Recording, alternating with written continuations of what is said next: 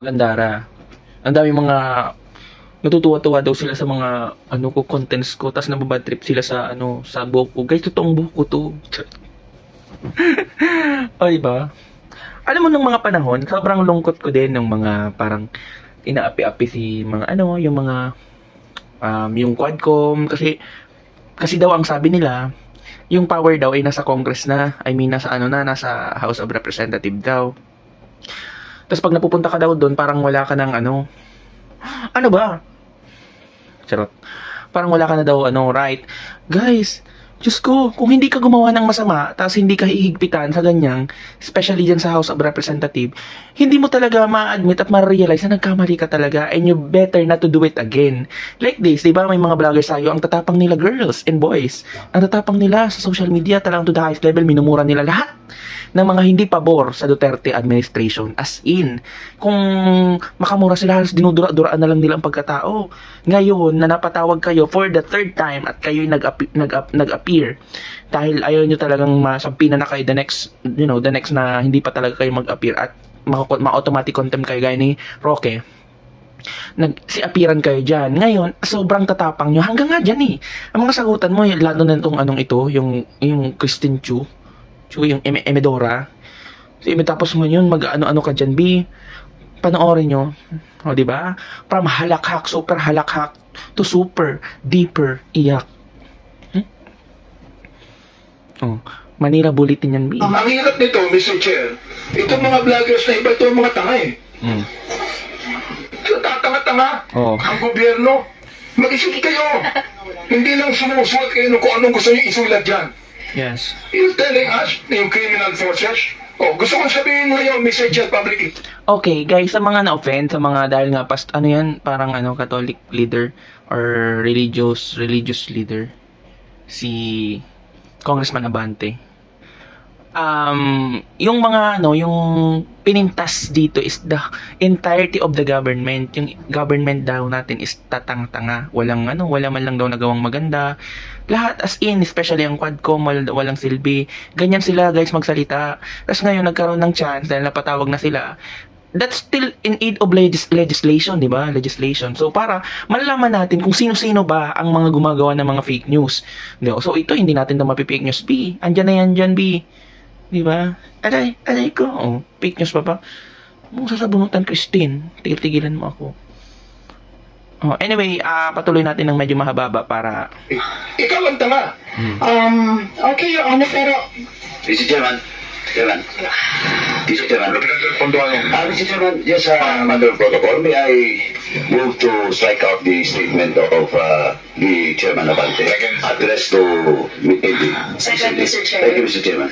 Any objection? There being none, the uttered words is... Ako ang mag-o-object, charot. Siyempre po sa minutes dapat. Walang mga ganun, B. Di ba kung mapapansin nyo, dun sa dating hearing ni, former president, ni-strike din talaga ang mga salita niyang mga ganyan-ganyan. Talagang mga DDS, sanay na sanay sila. Tapos ngayon, naririnig yung hangos. Ang baho, B. Ang baho niya. Grabe yung hangos ng babae, hindi niya matanggap na siya sinabihan na tanga. Pero girl, kapag kayo ang nagsabi na tanga, mga, PI to the highest level, parang okay sa inyo, natural pag sa inyo. Pero pag kayong sinasabihan at with conviction yung pagsabi sa inyo, atake yun. Diyos ko. Deserve nyo yan, B. Kulang pa nga yan, kung ako nandyan.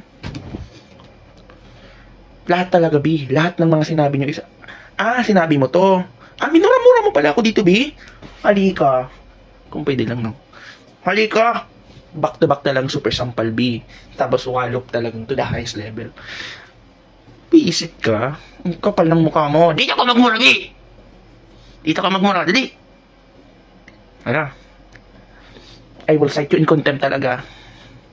10 years. Doon ka sa kulungan ng mga bayani. Di ba gusto mo maging bayani ka? Gigigil ako sa iyo, ha? Kapal-kapal ng mukha mo. Sinasabi-sabihan mo kaming mga wala kaming silbi dito.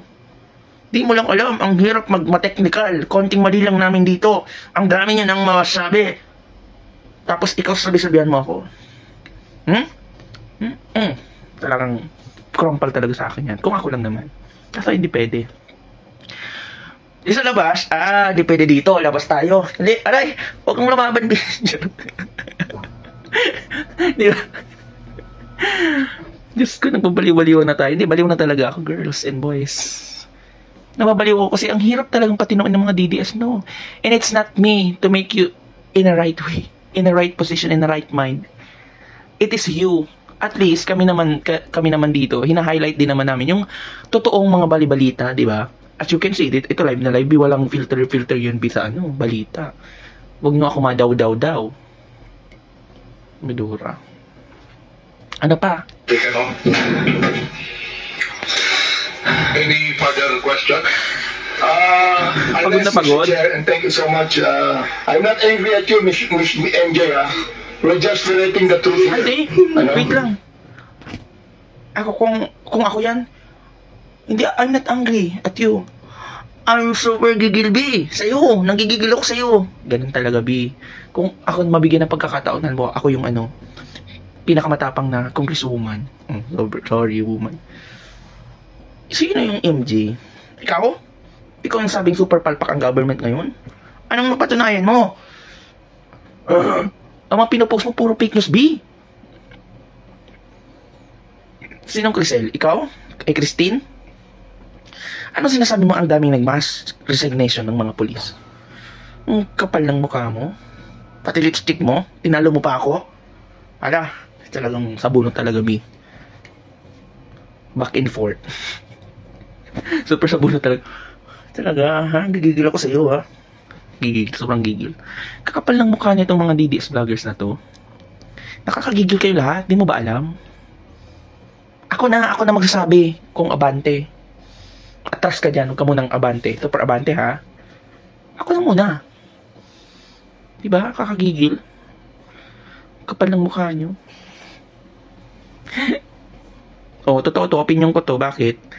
Totoo naman talaga. Ano nyo super grab kayo ng pagkakataon dahil ang taas ng engagements nyo, ang taas ng followers nyo. Tapos, kaya kayo din na kaya kayo nasa center. Why? Because, sa sobrang dami yung followers, ang dami din yung mga mag-share niyan kasi sobrang proud sila. Ang dami pala, especially sa mga police na nag-resign, ang dami pala talaga ng police na nag-resign. Imbis yung iba hindi naman magre-resign talaga dahil sa kaka-fake news nyo. Magre-resign na talaga. May padaw-daw ka pang nalaman. Girl, hindi lang yun yung mga pinost nyo. Search nyo guys, attorney Trexie, Maharlika, si Rosalinda, sino pa? Yan, yung dalawang yan, babaita. Ay, hindi pa tayo tapos, B, magpa-part 2 tayo. Part 2, dun sa mga nag-iyakan, mga DDS.